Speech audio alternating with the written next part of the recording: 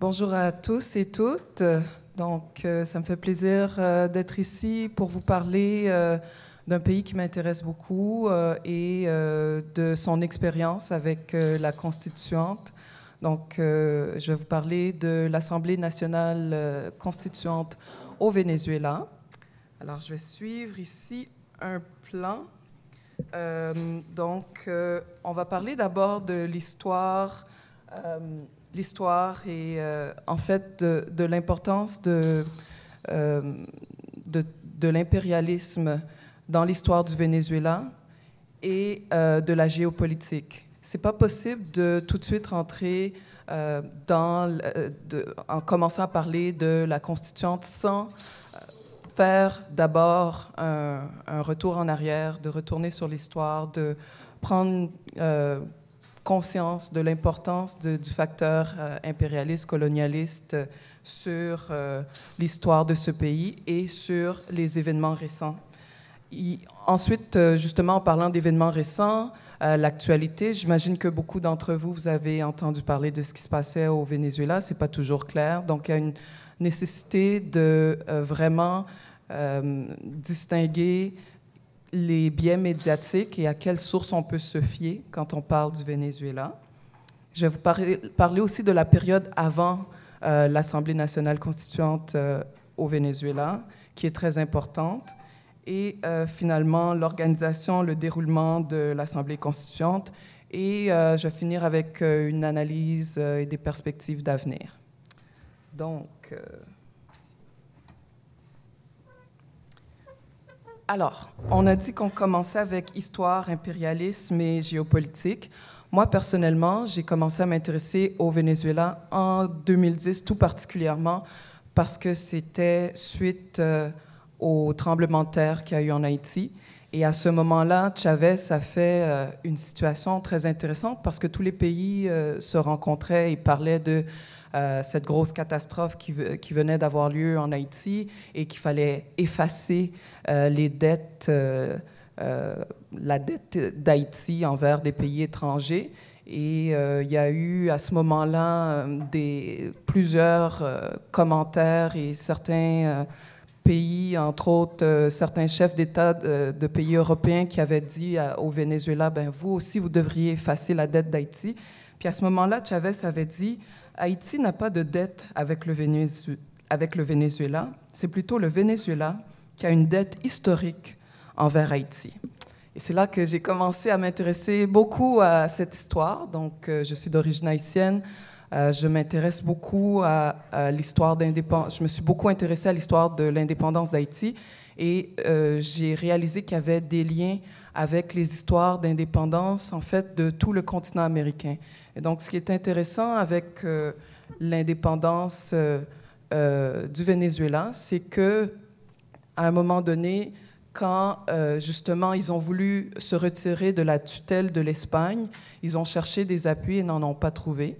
Il y a d'abord eu Miranda au cours du 19e siècle qui a voulu obtenir de l'aide, trouver des alliés, qui n'a pas réussi à en trouver. Puis ensuite, il y a eu Bolivar, Simon Bolivar, qui lui s'est rendu en Haïti à 2 reprises et il a réussi à obtenir de l'aide financière et même des soldats, 300 soldats qui ont été soldats haïtiens qui ont été au Venezuela pour la guerre d'indépendance, combattre aux côtés de Simon Bolivar.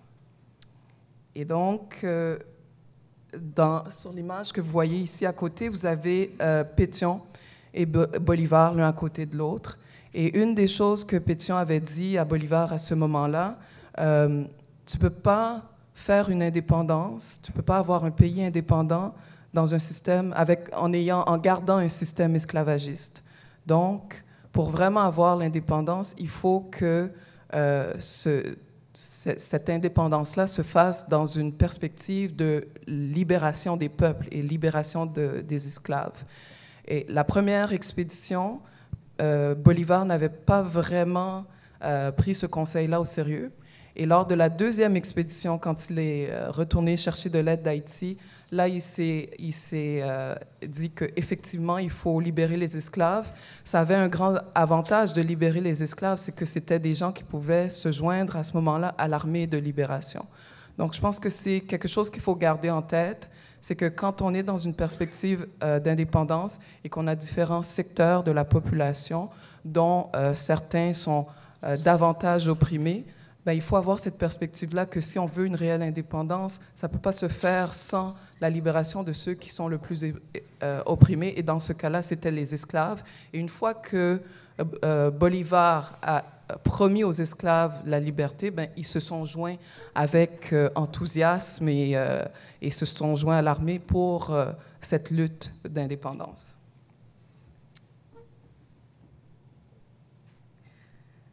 Donc, ben, je vous conseille la revue interdisciplinaire de travaux sur les Amériques, RITA, qui vous parle de cette histoire-là, qui est souvent occultée, l'aspect de la communauté noire au Venezuela, l'importance qu'a eu justement cette volonté-là de faire une coupure drastique avec l'esclavage dans la lutte d'indépendance vénézuélienne.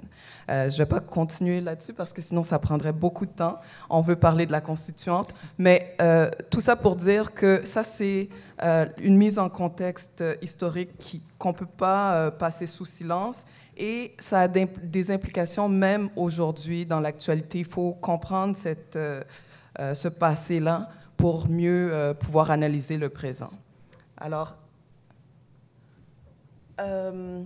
vous avez sans doute entendu parler du Venezuela comme d'une dictature. C'est ce qu'on entend souvent dans les médias mainstream. D'autres, bien sûr, vont dire que ce n'est pas du tout le cas. On va parler du fait qu'il y a de l'ingérence américaine et certains considèrent que le Venezuela est un pays socialiste qui a fait des grandes avancées pour la libération de toutes les franges, de tous les secteurs économiques. Très souvent, c'est difficile de s'y retrouver. Je voudrais vous référer à deux personnes. Entre autres, il y a Maurice Lemoine, que je vous conseille de googler et d'aller chercher ce qu'il a pu dire sur le Venezuela. C'est un ancien journaliste au monde diplomatique qui est vraiment spécialisé dans l'Amérique latine et qui a passé plusieurs années au Venezuela. Et donc, ce que Maurice Lemoine dit, c'est qu'il y a une presse française qui est partisane, biaisée par rapport au Venezuela et qu'il faut en tenir compte dans notre analyse de la situation là-bas. Il y a aussi un rapporteur de l'ONU qui s'était rendu au Venezuela, Alfred de Zaya, et qui a dit de faire très attention à l'utilisation des mots. Très souvent, on parle de crise humanitaire au Venezuela, et en fait, ça devient un prétexte pour une intervention dans ce pays-là. Donc, ça devient un prétexte à des tentatives, entre autres états-uniennes, d'ingérence dans ce pays. Et ça oriente beaucoup l'opinion publique par rapport à ce qui se passe au Venezuela. Alors, pour détecter les biais médiatiques, je vous référais à un site en anglais, Fairness and Accuracy in Reporting, FAIR, qui existe depuis 1986, qui est très respecté aux États-Unis et qui analyse la presse aux États-Unis. Et selon eux, la couverture médiatique des événements par le Washington Post, par le New York Times, par plusieurs autres grands médias américains est systématiquement biaisée.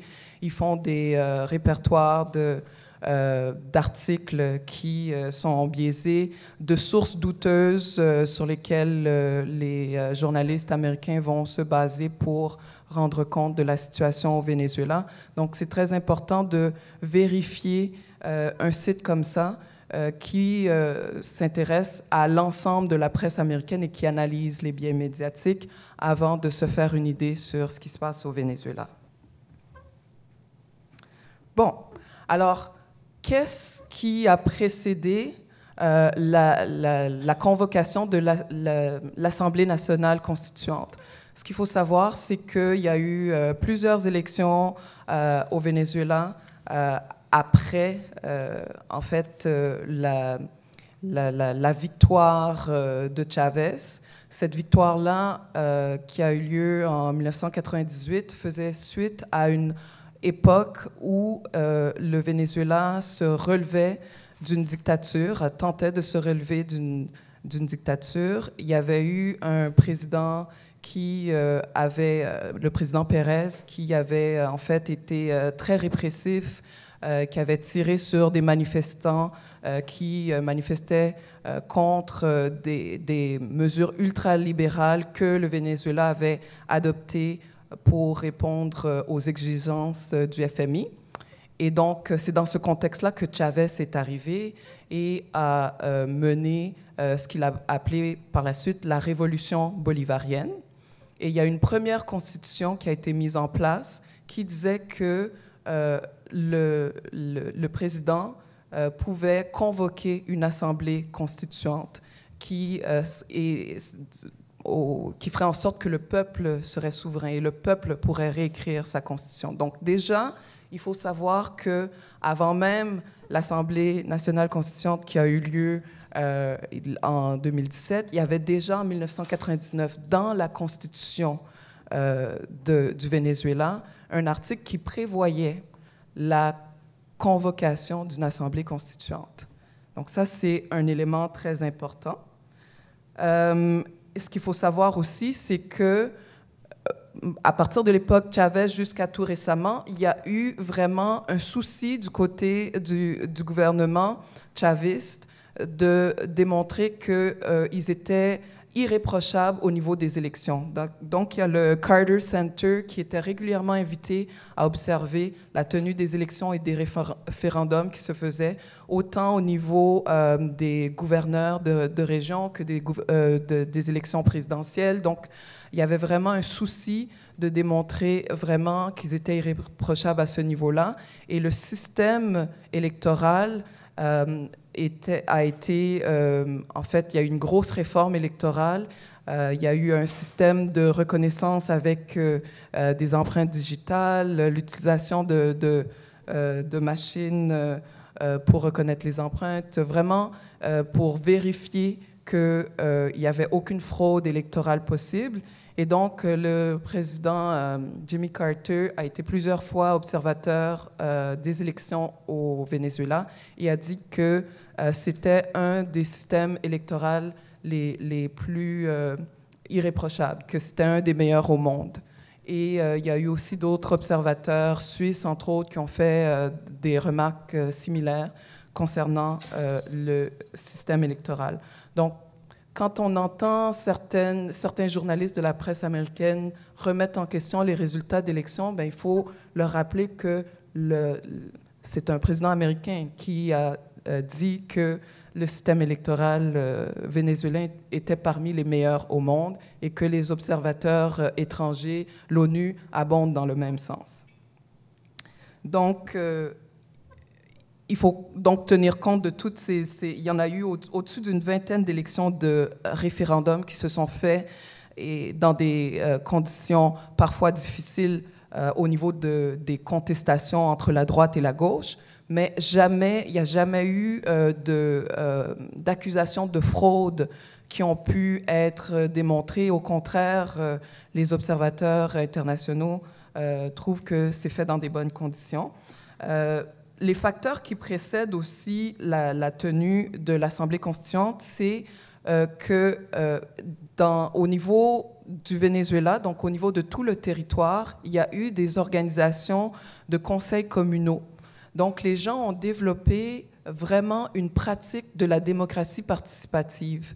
Et ça fait en sorte que un peu partout au Venezuela, les gens ont l'habitude d'avoir à délibérer entre eux dans les quartiers, dans les régions et à être très mobilisés. Et une chose qui est très forte aussi dans ces conseils communaux, c'est un très fort sentiment anti-impérialiste. Parce que bien souvent, il y a des dissensions dans la gauche, mais les gens finissent toujours par s'unir sur la question de l'anti-impérialisme. Et le gouvernement central, avec Maduro, a beaucoup joué là-dessus quand, aux dernières élections, les dernières élections suite à la mort de Chavez ont été très serrées.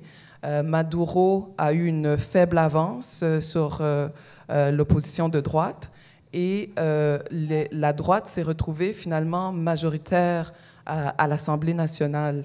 Et il y a eu une stratégie de la droite qui était celle de bloquer finalement l'Assemblée, de faire en sorte qu'il n'y ait aucune décision qui puisse aller de l'avant. Et ça a duré pendant des mois, pratiquement un an, jusqu'à ce que Maduro décide de sortir de cette impasse politique-là en convoquant l'Assemblée nationale constituante. Donc, ça a été une façon de sortir d'une impasse politique qui était créée par la droite et entretenue par la droite qui avait juré qu'elle allait faire en sorte de changer le régime, de faire un coup d'État par la force s'il le fallait, et qui s'est alliée avec des éléments de l'extrême droite connus sous le nom de Garimbas, qui faisaient des troubles dans la rue pendant qu'eux faisaient le blocage au niveau de l'Assemblée nationale, donc au niveau de l'exécutif et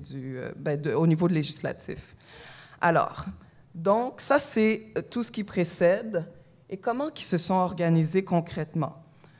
Donc, il y a eu un décret qui a été prononcé par le président Maduro, le décret 2878, qui précise que le premier acte administratif de la future Assemblée constituante, ça sera d'établir ses statuts de fonctionnement en concordance avec la législation nationale et internationale.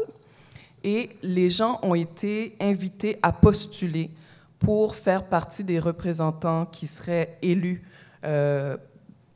comme représentants de l'Assemblée constituante. Donc, au total, il y a eu 55 314 personnes qui ont postulé et une majorité de femmes, donc 62%. Et en fait, la manière dont ça a été organisé, c'est qu'il pouvait y avoir un certain nombre de représentants par territoire et ensuite des représentants par secteur économique. Donc, on avait les paysans, les pêcheurs, les conseils communaux, les entrepreneurs, étudiants, les retraités, personnes handicapées. Donc, ils ont vraiment essayé de couvrir de façon très large, et bien sûr, le secteur féministe. Et avec ça, ils se sont retrouvés avec 545 représentants qui ont été élus au suffrage universel. Et donc, sur ces 545-là, donc, il y a eu cette représentation à la fois territoriale et des secteurs d'activité. Et ça a amené des critiques parce que ce que ça supposait, c'est que c'était possible de voter à la fois pour un représentant selon le territoire et selon le secteur d'activité. Donc, certaines personnes ont dit que c'était pas juste parce que il y avait 2 fois le vote. Donc, on pouvait voter, par exemple, pour telle région du Venezuela et voter ensuite parce qu'on votait aussi pour un représentant paysan ou bien un représentant étudiant. Donc, voilà, ça, c'était une des critiques qui a été amenée concernant l'Assemblée constituante. Donc, il y a eu des thèmes qui ont été soumis à l'Assemblée constituante en ce qui concerne le travail qu'elle devait faire. J'aimerais souligner, par exemple, le fait que la ministre pour les peuples indigènes a annoncé que parmi les thèmes qui devaient être soumis au débat à l'Assemblée constituante, il y avait le renforcement de l'éducation interculturelle bilingue, la juridiction indigène dans l'exercice de la justice, le développement de la médecine naturelle à base de plantes et les thérapies complémentaires en tant que champ d'application inclus dans le système de santé, la prise en compte des lieux chamaniques sur le plan culturel, l'accès intégral à l'arc minier et la décolonisation comme processus transversal de reconnaissance de la culture indigène dans le cadre des politiques publiques. Donc ça, c'est un thème parmi d'autres. Il y a eu, bien sûr, les enjeux féministes qui ont été mis de l'avant, dont la question de l'avortement, sur lesquels l'Assemblée est censée se pencher aussi. Alors, réaction de la droite. Les Garimbas, je pense que vous avez suivi ça dans l'actualité toute l'année dernière, se sont mobilisés contre l'Assemblée constituante et il y a eu des grabuges dans la rue. Ce qu'il faut savoir, c'est que parmi les personnes qui ont été affectées par les combats de rue, il y a autant des policiers que des gens qui faisaient partie des Garimbas. Donc, ça a été vraiment des deux côtés. À ce sujet, je vous réfère à Maurice Lemoine et à Abby Martin, qui s'est rendu au Venezuela, qui ont filmé et qui ont des reportages très intéressants sur la question. Alors, en gros, l'analyse. Ben, la convocation de l'Assemblée constituante a servi à sortir d'une impasse politique. Les analystes politiques et économiques vivant au Venezuela considèrent que le gouvernement chaviste a de forts éléments néolibéraux. Ça, c'est important à savoir parce que nous, de l'extérieur, étant dans une perspective très, disons, influencée par la perception des États-Unis, on considère que le gouvernement chaviste est le plus à gauche possible en ce qui concerne le socialisme. Mais quand on lit les textes des gens au Venezuela, ce qu'ils disent, c'est que le gouvernement chaviste et Maduro ensuite a quand même accepté, a fait beaucoup de concessions au néolibéralisme. Entre autres, il y a des zones économiques spéciales qui ont été établies et qui ont été en fait laissées à des intérêts étrangers, dont la Chine. Il y a eu des ententes qui ont été prises aussi, donc soit avec la Chine, soit avec la Russie, pour donner des parts dans des entreprises d'État. Et donc, il y a une gauche de la gauche au Venezuela qui critique ces décisions-là. Et donc, ça va être très intéressant de voir quelles seront les perspectives d'avenir, parce que là, la gauche s'est quand même unifiée par rapport à tout ce que la droite avait fait comme blocage, mais beaucoup de gens considèrent qu'il y a encore beaucoup à faire. Et à ce sujet, ben, je vous référerai à une analyse qui a été faite par le CADTM, qui fait une analyse justement sur la constituante, la nouvelle politique économique et le chavisme populaire et les perspectives d'avenir à partir de maintenant. En gros, si je peux conclure, c'est qu'il y a eu dénouement de la crise par le fait que l'Assemblée constituante a été convoquée. Il y a eu une grande participation électorale, les gens ont embarqué, les conseils communaux ont vraiment fait une différence au niveau des travaux de la constituante. Et maintenant, il faut voir quelle sera la suite, puisque la guerre économique menée, entre autres, par les États-Unis se poursuit. Il n'y a pas de fin concrète pour les travaux de l'Assemblée constituante qui a été... il n'y a pas de date. Pour l'instant, l'Assemblée constituante fonctionne avec les pleins pouvoirs. Ils ont pu, entre autres, décider que ceux qui faisaient un blocus au niveau de l'Assemblée nationale étaient anticonstitutionnels, donc ils leur ont coupé l'herbe sous le pied, si on peut dire. Et concrètement, l'Assemblée constituante aurait plus de pouvoir en ce moment que la présidence même. Est-ce que cette Assemblée va utiliser ses pouvoirs dans ce sens? Est-ce que ça va être plus un partage du pouvoir? Pour l'instant, l'histoire reste encore à être écrite et il faut suivre attentivement ce qui va se passer dans les prochains mois au Venezuela. Voilà.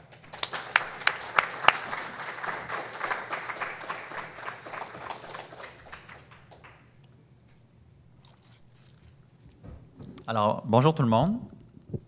On m'a présenté tantôt, Alexandre Leduc. Je suis très content d'avoir été invité aujourd'hui et puis très heureux que vous ayez choisi de faire ça dans Hochelaga-Maisonneuve, une future république peut-être à venir, on le souhaite.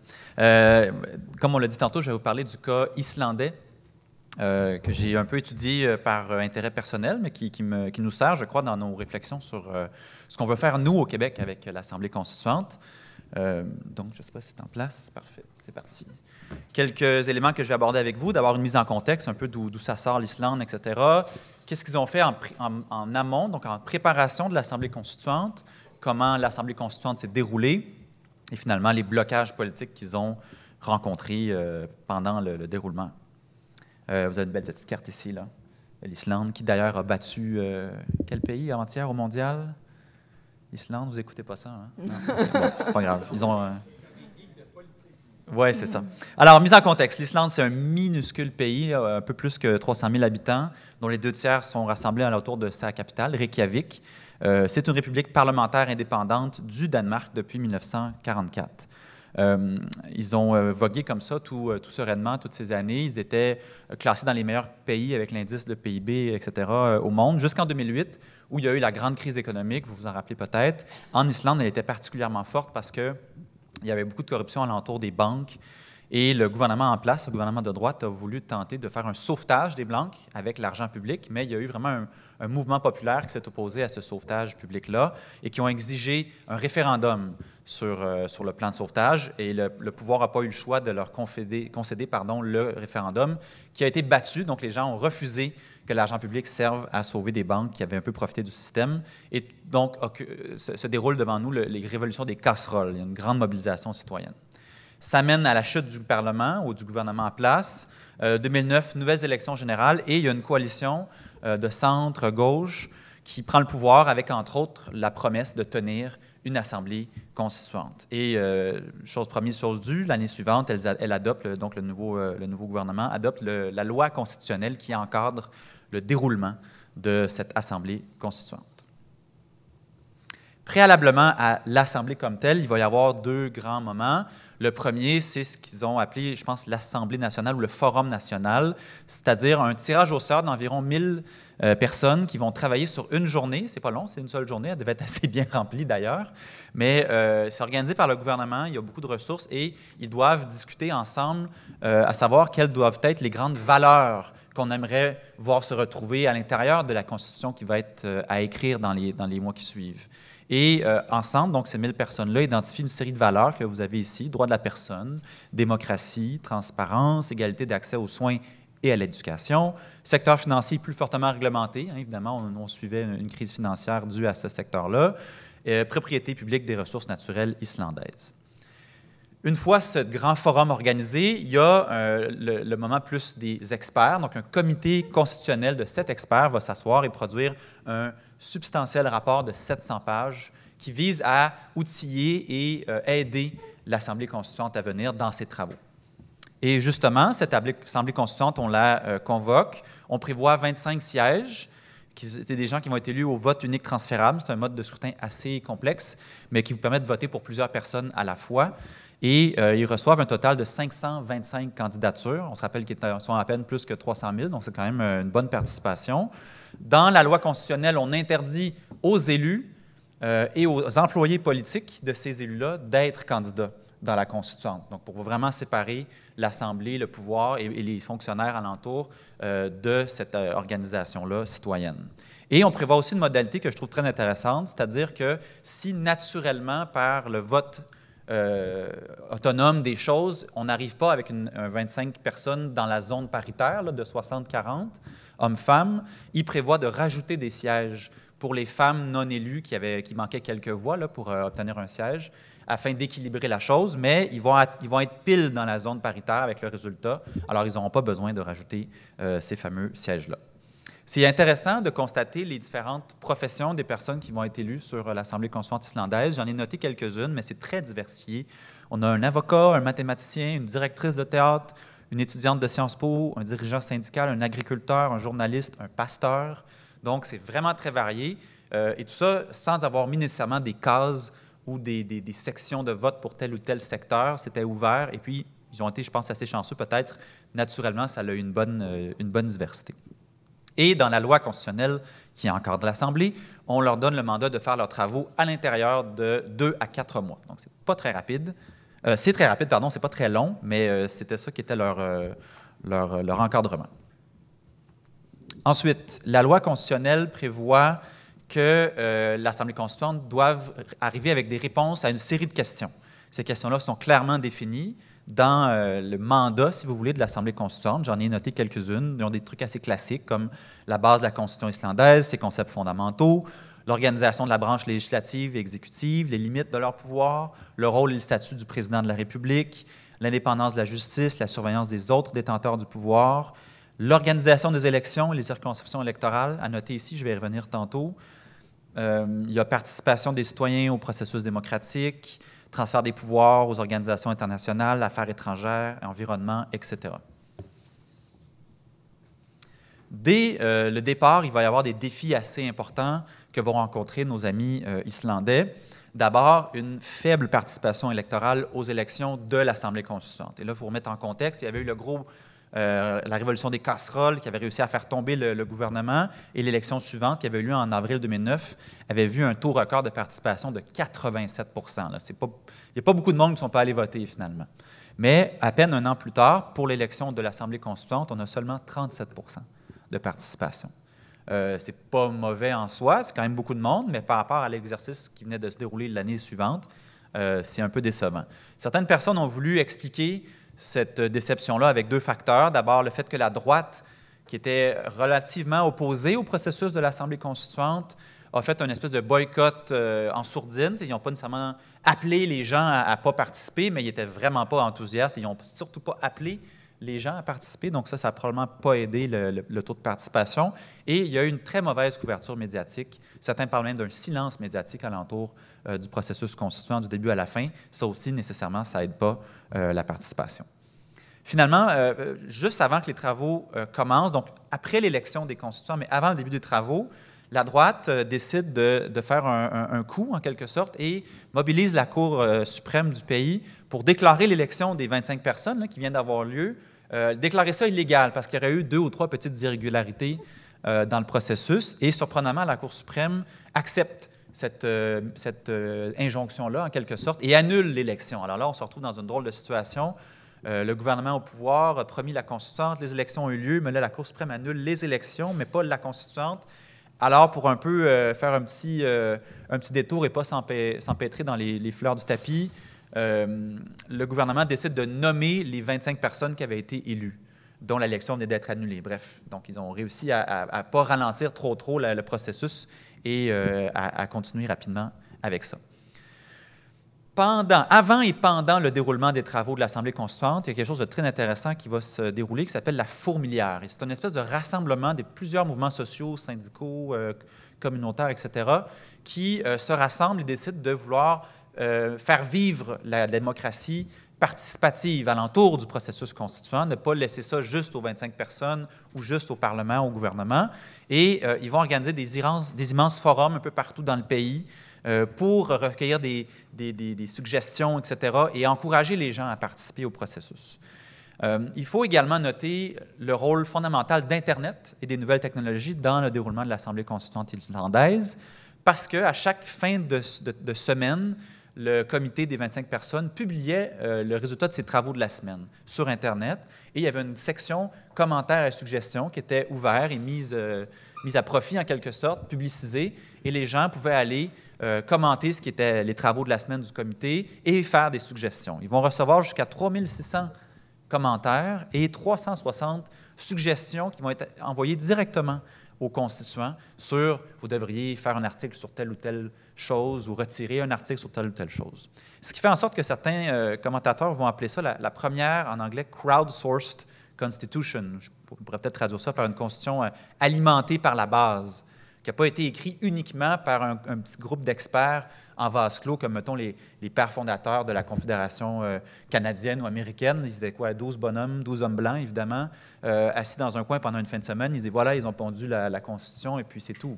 Là, on a vraiment quelque chose avec une participation large, où on pouvait avoir quand même un certain accès direct aux gens qui rédigeaient le projet de Constitution. Le comité accouche d'une constitution avec un préambule et 114 articles réunis en 9 titres, assez classiques. Je les ai mis ici, mais je ne passerai pas au complet. C'est des trucs assez standards. Il y a des éléments très intéressants, cependant, qui sont franchement originaux, qu'on retrouve dans la constitution islandaise. D'abord, ils vont réformer le mode du scrutin, à même la nouvelle constitution. Si je me trompe là, je ne suis pas certain, mais il me semble qu'ils avaient un mode de scrutin assez classique, et là, ils vont introduire des éléments de proportionnel, donc dans la nouvelle Constitution. Et les deux prochains sont particulièrement originaux. Avec un registre de 10 % de signatures du pays, il est possible de déposer un projet de loi à l'Assemblée nationale islandaise. Donc, le privilège de déposer un projet de loi qui est à peu près universellement réservé aux parlementaires, aux élus, là, devient partagé avec les citoyens. Évidemment, rassembler 10 de signatures, ce n'est pas facile, mais quand même, vous pouvez préparer un projet de loi et le faire cheminer à travers les étapes parlementaires si vous avez fait du bon travail de mobilisation. Ce n'est pas banal. Et dans la même lignée, vous pouvez transformer le mode d'adoption d'un projet de loi, qui est le classique première lecture, deuxième lecture, troisième lecture, donc par le Parlement. Vous pouvez lui rajouter un référendum citoyen.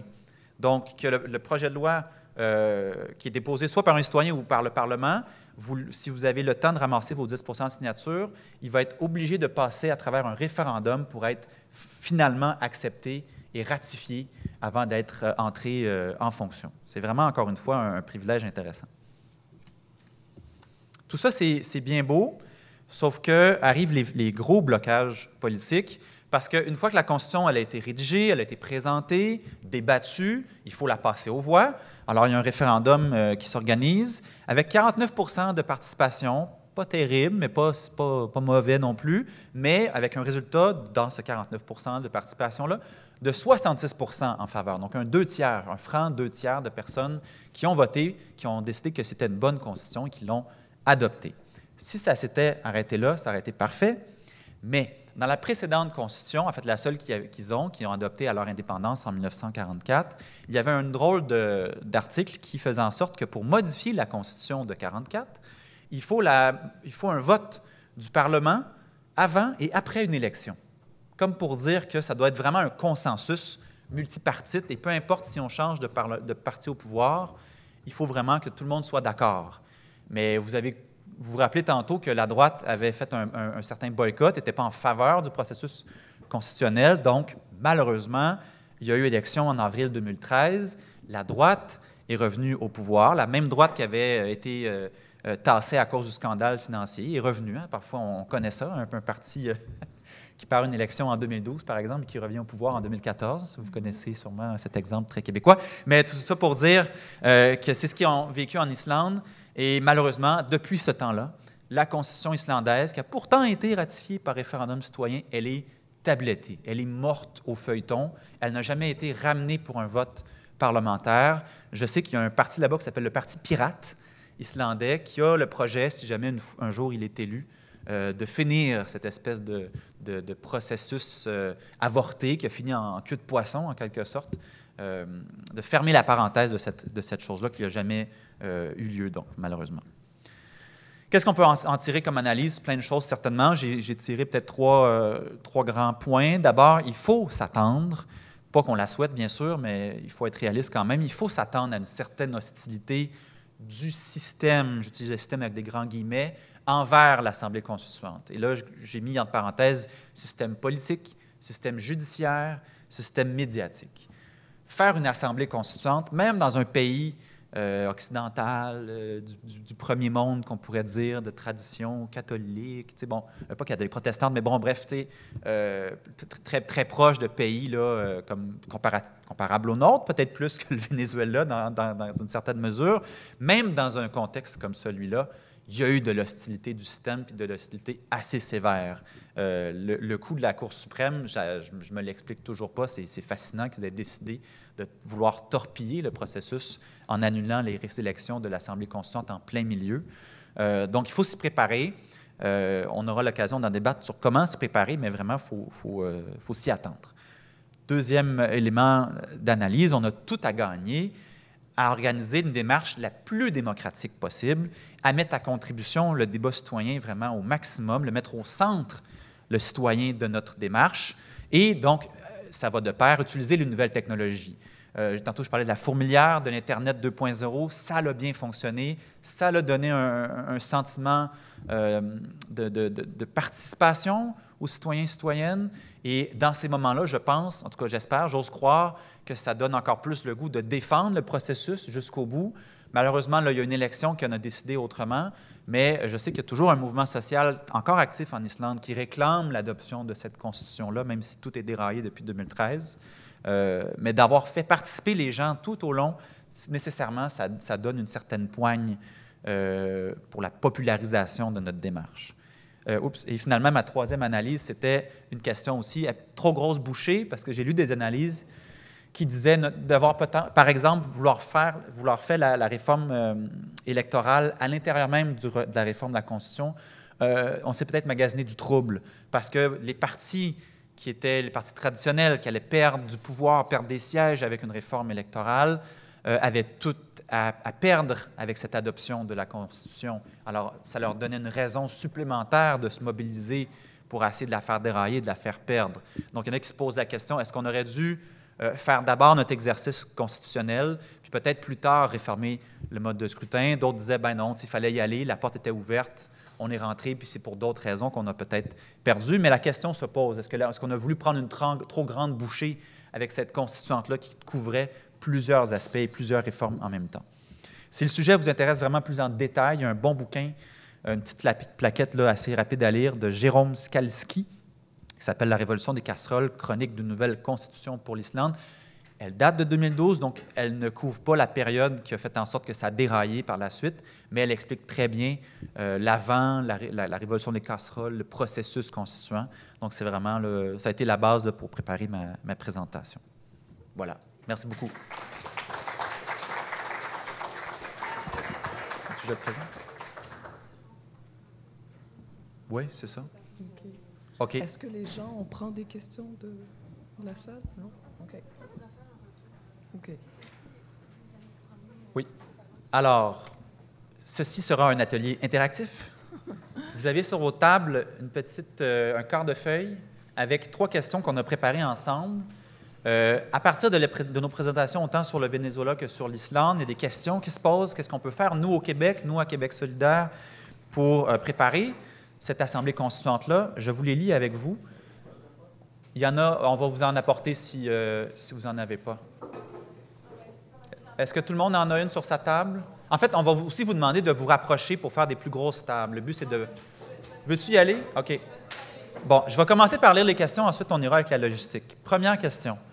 La préparation de la constituante. 2 points. Comment s'organiser et pendant combien de temps? Deuxième question. Comment sélectionner une juste répartition des représentantes et représentants du peuple à la dite Assemblée constituante? Et 3. Comment le nouveau parti au pouvoir doit-il gérer l'État pendant la durée de la constituante? Comment maintenir la légitimité de la démarche constituante face à la guerre économique qui risque de lui être livrée? Nous allons vous inviter à vous retourner. Merci d'avoir participé à l'exercice. On espère que ça a été fructueux. Il y a 2 micros. Et comme prévu, à chaque table, vous aviez la tâche de vous nommer une personne pour rapporter vos discussions. Alors, on vous écoute. On va faire les 4 tables et à la fin, on va faire une synthèse, une petite conclusion ici en avant. On vous écoute. Je vais essayer de synthétiser tout ça.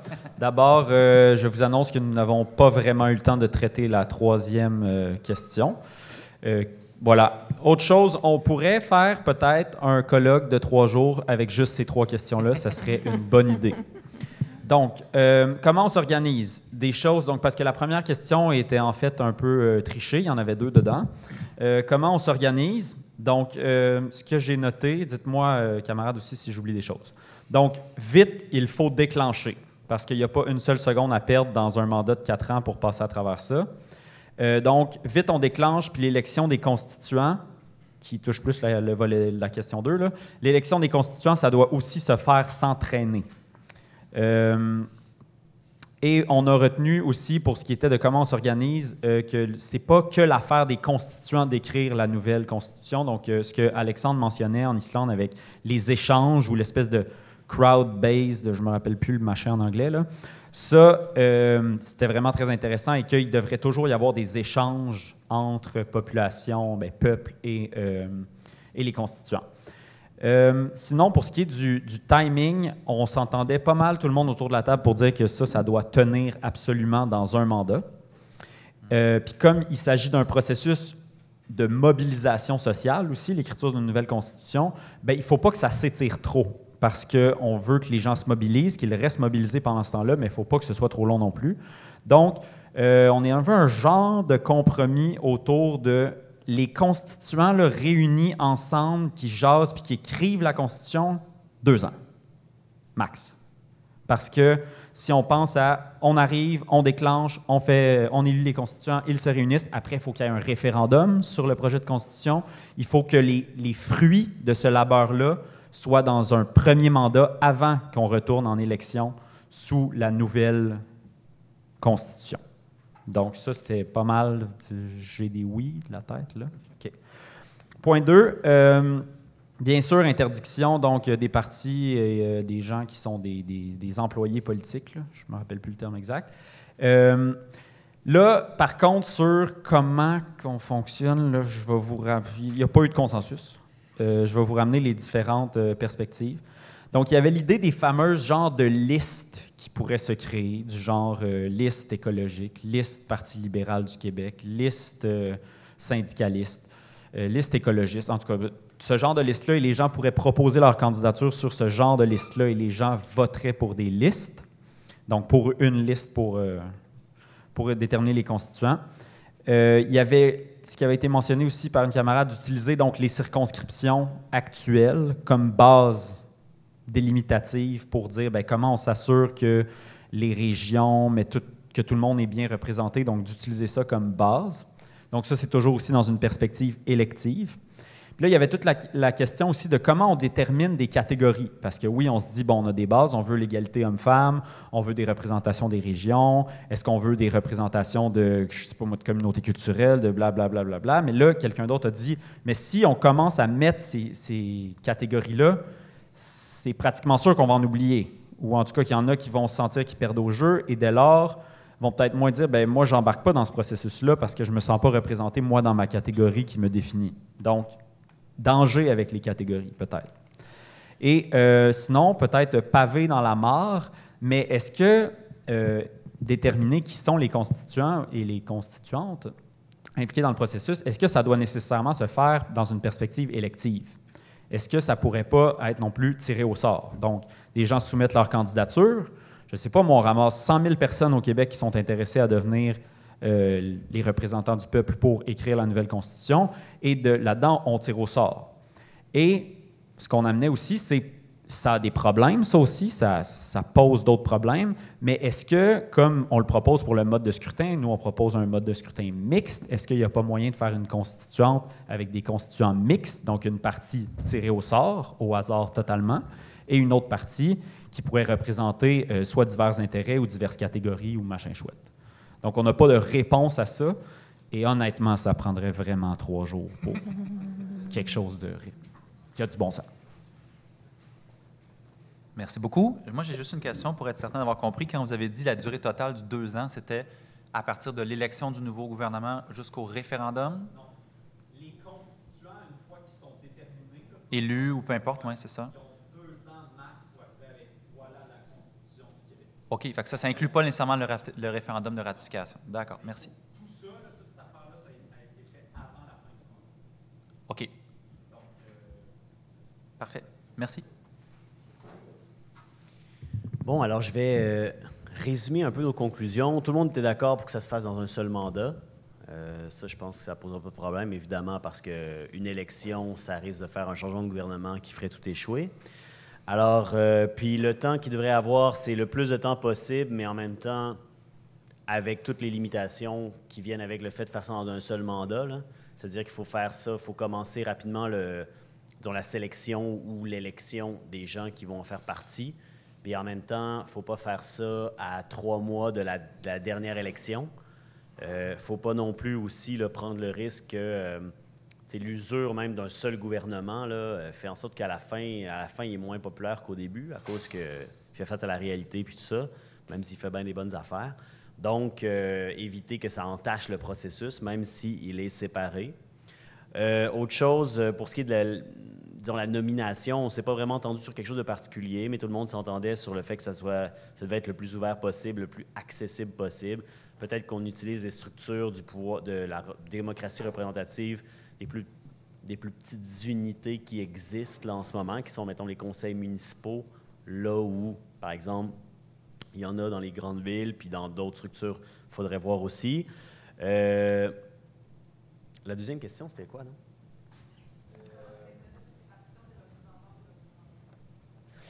Ouais, c'est ça. On n'a pas vraiment eu un gros consensus là-dessus, hein, si je me trompe.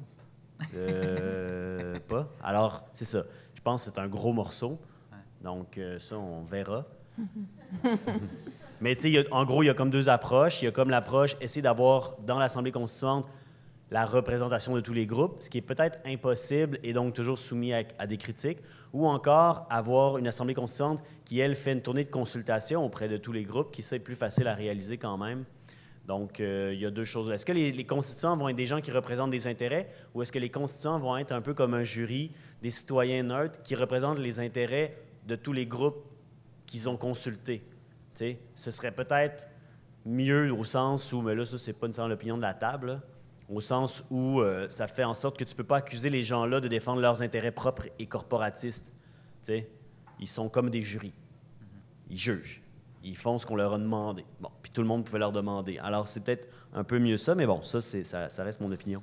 Ensuite de ça, on a parlé de l'importance du rôle des Autochtones, comment est-ce qu'ils allaient, dans le fond, participer au processus, mais en même temps, dans le programme de QS, on dit, au fond, ils auront la participation qu'ils veulent avoir là-dedans, s'ils veulent en avoir une. Alors, évidemment, on ne peut pas le déterminer à l'avance. La question de la gestion du programme aux activités gouvernementales, nous, ce qu'on a dit, au fond, c'est que le processus constituant doit être indépendant du gouvernement, recevoir son budget, faire ses affaires. Le gouvernement doit appliquer son programme. Il ne peut pas se mettre sur pause pendant autant de temps. Ça, c'est impensable. Puis aussi, on a discuté beaucoup d'une chose qui est importante pour éviter les risques de déraillage. De façon générale, l'équipe disait, toutes les nominations de la haute fonction publique qui dépendent du gouvernement, il faut les nommer tous en début de mandat très rapidement avec des candidatures solidaires, indépendantistes et hautement loyales au processus démocratique qui s'en vient, parce que sinon, c'est là que peuvent arriver les premiers déraillages les plus critiques. Alors, il faut faire ces nominations-là partisanes, puis tu sais, c'est pas scandaleux, dans le sens qu'en ce moment, les nominations-là, ils sont partisanes. Il faut remplacer les libéraux par des solidaires. Et partout où on peut. Puis ensuite de ça,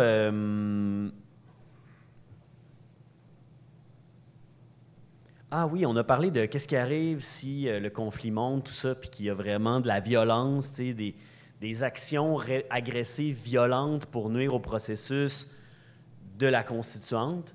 Là, on ne s'est pas trop entendu. Dans le fond, on a dit, dans un sens, il faut qu'il y ait une mobilisation populaire telle que ça soit difficile à faire ou que l'intimidation soit difficile ou l'agression soit difficile à porter.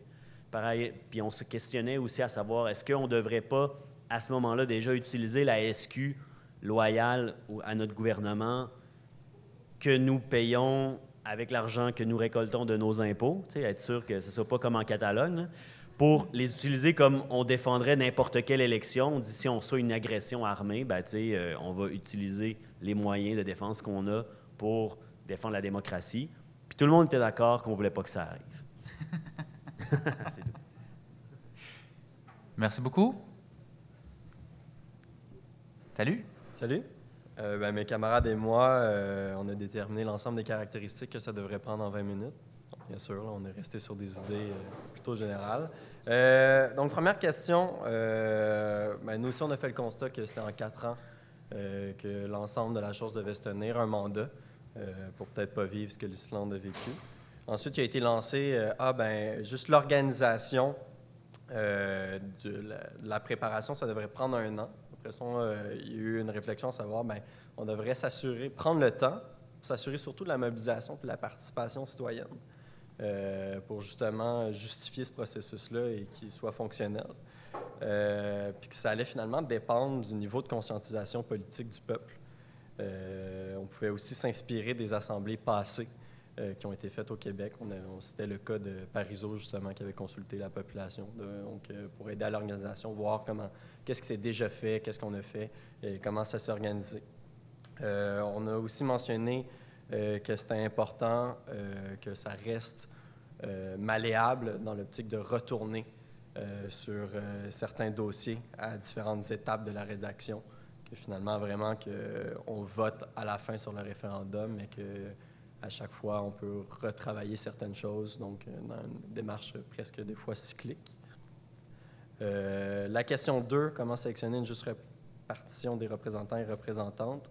Bien, il y a des constats généraux, mais on veut une mixité, une représentation, que ce soit régional, secteur économique, etc., une représentation du peuple. Nous aussi, on allait vers la voie élection aléatoire. Il a été mentionné peut-être une élection en premier, ensuite de l'aléatoire pour combler justement, pour avoir cette représentation-là, cette mixité-là, ou les deux ensemble. L'aléatoire nous paraissait particulièrement pertinent dans l'optique que ça pouvait permettre à des personnes qui ne pourraient pas faire campagne, exemple une personne en situation d'handicap physique lourd, c'est très difficile pour elle de se déplacer, etc. Mais à ce moment-là, avec l'aléatoire, pourrait être intégré dans ce processus-là constituant. Donc, il nous apparaissait important qu'il y ait cet aspect-là aléatoire et certaines proportionnalités. Donc, c'est ça. La question 3, nous aussi, par manque de temps, on ne l'a pas énormément approfondi. On a traité le nouveau parti au pouvoir comme Québec solidaire. Donc, on s'est dit, ça va être nous. Donc, c'est pour bientôt. L'État et le parti devraient continuer d'appliquer le programme politique pour lequel a été élu. Nous aussi, il nous semblait pertinent comment ça, on ne va pas arrêter de fonctionner pendant ce processus-là, puis justement de se mettre à fond dans le programme, ce qui, à nos yeux, stimulerait aussi le processus constituant, de garder le contact qui a été mentionné, des syndicats, des collectifs, etc., avec ces gens-là, pour que vraiment le processus soit fort. Et c'est un peu ça qui le légitimerait, qui le protégerait, c'est de garder vraiment la population active à l'intérieur de cette constituante-là. Notre constat aussi, c'est que ça ne sera pas facile. Aussi, on a noté l'importance que ce ne soit pas des politiciens et politiciennes de carrière qui soient à l'intérieur du processus et que ça soit fait aussi dans une optique très pédagogique pour faciliter l'intégration des gens à ce processus-là, pas que ça soit vu comme quelque chose d'extérieur, que les gens, un peu, une certaine personnalisation, c'est ça, l'accaparent et donc veulent le défendre à quelque part. Donc, c'était principalement ça, nos réflexions. Ça va, moi aussi, j'ai des oui. Super. Merci beaucoup. Je crois que c'est la dernière table, c'est ça? Et oui, malheureusement. D'abord et avant tout, je ne sais pas pourquoi on m'a désigné pour être porte-parole, parce qu'en fait, j'ai demandé à ne pas être filmé. J'ai oublié de leur dire, parce que je suis fonctionnaire, en fait que j'ai un devoir de réserve. Je suis désolé. Nous, on s'est dit, pour ce qui est de la première question, à savoir la préparation de la constituante, Québec solidaire, on a une expertise pour adopter des programmes sur plusieurs années. On a du temps devant nous. Il est possible qu'on ne forme pas le prochain gouvernement. Donc, on utiliserait peut-être 2 ans là, dans les structures internes du parti pour parler vraiment plus de la procédure, fixer la procédure et proposer une procédure déjà déterminée aux électeurs lors d'une prochaine campagne électorale. Pour ce qui est de la question 2, comment sélectionner une juste répartition des représentantes et des représentants du peuple? Nous, on s'en remet au destin, c'est-à-dire qu'on propose un tirage au sort avec corps d'emploi, région, répartition hommes-femmes. Quand même, il y aurait des variables qui seraient déjà établies, mais vraiment, là, on s'en remet au destin avec le tirage au sort. Pour la question 3, comment le nouveau parti au pouvoir devrait-il gérer l'État? On dirait là qu'on appliquerait la plateforme déterminée par le parti. En fait, là, ça ne sert à rien de faire des vagues. Là, on a fait une campagne électorale, on a été élus, on avait une plateforme électorale et on va l'appliquer fidèlement à ce qui a été dit. Par rapport au rôle qu'on devrait entretenir avec la constituante, je pense qu'il faudrait que l'État fasse preuve de transparence et de neutralité et qu'il ne se mêle pas trop aussi du processus en lien avec la constituante. À titre personnel, peut-être que j'ajouterais, là, il a été proposé de démettre tous les hauts fonctionnaires et de nommer des solidaires. Je ne pense pas que c'est une bonne idée comme ça, a priori, comme premier geste posé. Là, on serait tout de suite dans une optique de confrontation, surtout que la loi actuelle là, prévoit qu'on ne peut pas démettre des hauts fonctionnaires. On peut les démettre, mais que pour cause. Donc, on serait dans une logique déjà de confrontation. Mais bon, ça reste à discuter. Merci. Bon, merci. Alors, pour faire un wrap-up, une synthèse là, de ce que j'entends là, je vois qu'il semble y avoir vraiment une tendance vers l'idée d'un tirage au sort. C'est revenu plusieurs fois dans les commentaires. Et ça diverge de ce qui a été fait au Venezuela, mais je pense qu'en partie, ça a été fait en Islande. Non, il n'y a pas eu de tirage au sort en Islande. Donc, l'idée du tirage au sort revient, oui.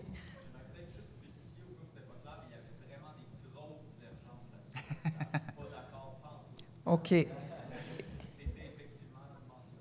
D'accord. Donc, c'est quand même... oui, ça a été mentionné plusieurs fois, mais ça reste quand même controversé, on va dire. Et oui, c'est vraiment ce qu'on lit de toute façon quand on se renseigne justement sur la question du tirage au sort par rapport à la Constituante. Il y a vraiment des débats très vifs dont on peut prendre connaissance sur Internet. Je vous invite à lire Rancière et Chouard sur la question. C'est controversé en ce moment. Mais c'est intéressant, c'est une idée à explorer, donc il y a du travail à faire au sein de QS. Je retiens aussi que tout le monde voyait un mandat plutôt... il fallait rapidement déclencher la question de convocation de la Constituante. Il fallait faire ça dès le début du mandat. Et on était prêt à donner jusqu'à 2 ans, dans la plupart des cas, aux constituants pour arriver à un texte final qui sera ensuite soumis par référendum. Donc, c'est ça. Je ne sais pas si tu as retenu d'autres choses, Alexandre? Oui, quelques éléments. Sur le 2 ans aussi, je trouvais ça intéressant parce que le consensus était clair sur il faut que ça rentre dans le premier mandat. Oui. Hein? Puis là, après ça, il y avait un peu de jeu, 1 an, 2 ans. Est-ce que tu comptes ton 2 ans au moment où est-ce que les constituants commencent à travailler, ou au moment où est-ce qu'ils déposent leurs travaux? Je pense que là, il y avait un petit peu peut-être de plus de travail à faire pour atteindre un consensus. Mais c'était assez clair pour tout le monde que ça devait se faire dans le premier 4 ans. Ça, je trouvais ça intéressant. Mm-hmm. Pour rebondir sur l'idée de le déclencher rapidement, c'était une phrase que j'entendais Françoise David dire souvent, j'imagine qu'on pourrait la entendre aujourd'hui avec Manon ou avec Gabriel, mais elle disait souvent qu'un des premiers projets de loi qui serait déposé par un nouveau gouvernement solidaire serait la préparation de l'Assemblée, le déclenchement de l'Assemblée constituante. Donc, il y a là quelque chose qui instantanément reprend ce que vous avez choisi, c'est-à-dire de le déclenchement rapide. Qu'est-ce qu'il y avait d'autre? J'ai beaucoup aimé l'intervention sur le questionnement par rapport à avoir des gens de secteur ou pas, parce qu'en effet, je pense que c'est ça que tu disais, est-ce qu'on a des représentants de secteur, qu'on appelait dans le temps des corporatistes en quelque sorte, ou on y va avec des gens qui n'ont pas d'attache et qui ont une fonction plus de jury, qui doivent trancher des choses dont on leur présente. C'est un élément à garder en tête si on décide d'aller dans une option plus à la vénézuélienne avec des secteurs d'emploi. Parce que là-bas, c'était très clair. Exact. Il y avait des catégories déjà préétablies, donc ils n'ont pas eu à chercher quels seraient les secteurs à former. Sur la question 2, j'ai beaucoup aimé le fait que le tirage au sort revenait souvent, mais j'ai surtout apprécié l'idée de faire quelque chose de mixte, qu'il pourrait y avoir une partie des constituants choisis selon un mode plus classique, mais qu'il y aurait peut-être aussi une partie qui pourrait être tirée au sort. Intéressant, peut-être que là, on pourrait trouver un compromis et une composition originale de gens qui sont là, qui veulent vraiment y être, puis des gens qui ont été tirés au sort, puis qui sont, sont intéressés par l'aventure, puis qui apportent un point de vue peut-être moins passionné, mais tout aussi pertinent, parce qu'ils représentent le vrai monde avec les fameuses parenthèses. Bien, voilà, exact. Ouais. Je suis surpris qu'on n'ait pas nécessairement rebondi sur le nombre de constituants. La question n'était pas nécessairement orientée là-dessus, mais on disait tantôt, on avait eu 25 pour l'Islande, quelque chose quoi? 545 au Venezuela. Nous, on en voudrait combien au Québec? 50, 100, 70? Bon, ça sera le sujet de l'école de l'ON l'année prochaine, peut-être. 42, c'est réglé. Et finalement, sur la question 3, je pense qu'il y avait un consensus très clair, encore une fois, sur il faut que le nouveau parti au pouvoir applique son programme. Oui, il y a la Constituante qui est démarrée rapidement, mais nous, on n'est pas là, on ne met pas tout sur pause pendant 2 ans pour dire on verra les résultats de ça. Sinon, en effet, on fait de la gestion à la petite semaine. Tant qu'à faire, ça devient un gouvernement technique, ce qui est peu intéressant. Puis, par exemple, une hausse du salaire minimum, pas besoin de brasser les structures d'État fondamentalement pour appliquer ce genre de choses-là. Quelque chose d'important à mentionner par rapport à cette question 3, c'est que le gouvernement Maduro a eu comme stratégie, vu qu'il y avait justement ces réactions de la droite et qu'il fallait faire face à la guerre économique, de bonifier les assistances sociales. Donc, ça a vraiment été une période où, par exemple, leur programme, ils ont un programme qui s'appelle le CLAP, les comités locaux d'alimentation et de production. Ça a été doublé parce qu'il fallait s'assurer que les secteurs les plus pauvres aient à manger et ne soient pas dans la précarité pendant cette période-là. C'était une façon, justement, d'éviter que les gens se révoltent parce qu'il y avait trop de précarité, parce qu'il y avait des pénuries. Et donc, le gouvernement avait ce souci de garder la population quand même, qu'elles aient ces assistances sociales, qu'il y ait un certain nombre de services, que la population puisse manger. C'est sûr que c'est pas un contexte qui serait le même au Québec, mais je pense qu'un gouvernement qui se retrouve sous l'attaque de la droite ou d'une guerre économique aura comme priorité de s'assurer que les gens sont avec le gouvernement, donc de répondre aux besoins de base des gens et de s'assurer de leur fournir la base pour qu'ils restent mobilisés, c'est important. Moi, j'aurais un dernier commentaire. Je pense que c'est la dernière table qui l'a mentionné. En fait, ce qu'on a fait aujourd'hui, moi, c'est un vieux rêve que j'avais, qu'on se penche sur dessiner, dans le fond, on a un peu notre assemblée constituante à laquelle on rêve. Et puis, on n'avait jamais eu l'occasion de le faire à QS auparavant. Là, avec la fusion, avec ON, on s'est créé cet espace-là aujourd'hui. Mais je pense que vous avez vu qu'on aurait pu en faire une journée complète, voire une fin de semaine complète avec plus de questions plus détaillées. Et puis, certainement, là, matière à travaux pour l'année prochaine ou pour dans 2 ans post-électoral. Puis c'est là que je rebondis avec votre commentaire. Il serait intéressant que QS développe peut-être plus en détail sa vision de l'Assemblée constituante, lui donne un peu plus de chair, un peu plus de précision, sans nécessairement faire campagne là-dessus, parce que ça devient très technique, voire anecdotique pour beaucoup de gens. Mais au final, en tout cas pour nous, elle nous permettrait de faire une appropriation vraiment intéressante. Puis aussi, j'aimerais juste dire quelque chose sur le Venezuela, puisque j'y suis allé souvent, j'ai travaillé comme journaliste et sociologue. Il faut quand même faire attention, au Venezuela, il y a eu 2 constituantes, et la deuxième n'a pas du tout eu la même portée démocratique et populaire que la première. La première, elle a été faite suite à un référendum que Chavez a lancé, et qui fait qu'une grande majorité du peuple a été favorable à la première constitution. C'est la constitution de 99? Oui, la première constituante a vraiment été démocratique. La deuxième constituante a été décidée par en haut, par le gouvernement, pour des raisons politiques très particulières. Donc, il faut bien se méfier quand on utilise l'exemple de la constituante vénézuélienne à laquelle on se réfère. Et la deuxième, quand on est de gauche, on doit s'en méfier beaucoup.